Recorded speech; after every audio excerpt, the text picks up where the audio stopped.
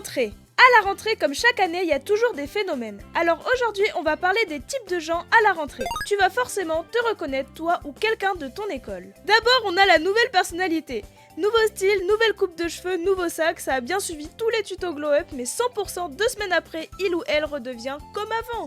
Ensuite, il y a celui qui est encore en vacances. Soit il est pas là premier degré, soit il est là, les yeux à moitié fermés, les big cernes du tel, il est pas prêt mentalement, mais il s'en sort quand même. Il y a la personne hyper stressée, peur de rater son réveil, son bus, même sa vie. Le bougre regarde tout avec des gros yeux, pose les questions 3 fois pour savoir dans quelle salle il est. C'est souvent le nouveau. Mais du coup, je suis dans quelle salle? Et c'est par là? Et c'est quand qu'on mange et on a le droit de s'asseoir? Il y a la drama queen, aka la BD. Premier jour, déjà de mauvaise humeur, en train de se plaindre ou de s'embrouiller en mode « Non mais elle m'a regardé bizarrement la vie », capable de transformer une phrase en une série Netflix en un instant.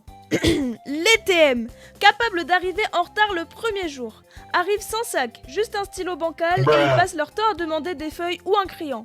À 10h, ils se font déjà Djoufara parce qu'ils ont perdu leur carnet de correspondance, c'est une dinguerie. Eux, ils viennent pas pour impressionner, mais il y a celle qui est là pour impressionner justement, en mode Dress to Impress de Roblox. Parfum, maquillage, tout ce que tu veux, mais juste pour la photo de classe, faut pas croire. La personne est capable d'amener un laboubou juste dans son outfit là pour faire stylé. Ensuite, il y a le bavard bonne ambiance, aka l'extraverti. Lui, il met à l'aise tout le monde, même les nouveaux. Il raconte ses vacances à tout le monde, même s'il ne s'est rien passé de spécial. Il est là depuis pas longtemps, mais t'as l'impression de le connaître depuis toujours. Tu peux t'habituer très vite à sa personnalité. Ensuite, à la rentrée, il y a beaucoup de choses qui changent, y compris les voix de tes amis. Tu pars 2 mois, tu reviens, ils ont muté d'une manière. Vraiment! C'est incroyable. Ils reviennent avec des voix bien graves, on dirait ils ont bu un café le matin. En vrai, à chaque rentrée, tu espères être dans une bonne classe avec tous tes amis. Des fois ça arrive, mais il faut toujours qu'il y ait un ou une prof qui vous place aléatoirement. Pour parler, vous êtes obligé de partager des regards ou d'inventer des signes. Et c'est pas fini, il faut parler des fournitures. Les fournitures qu'on se casse la tête à choisir la bonne taille, la bonne couleur, etc. On en parle qu'au début d'année, ta trousse, ton cahier, etc.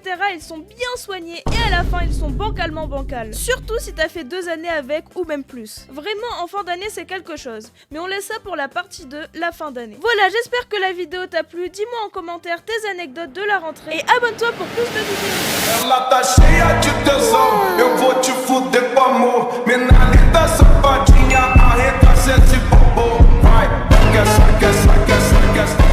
caô. Ela cheia de tesão.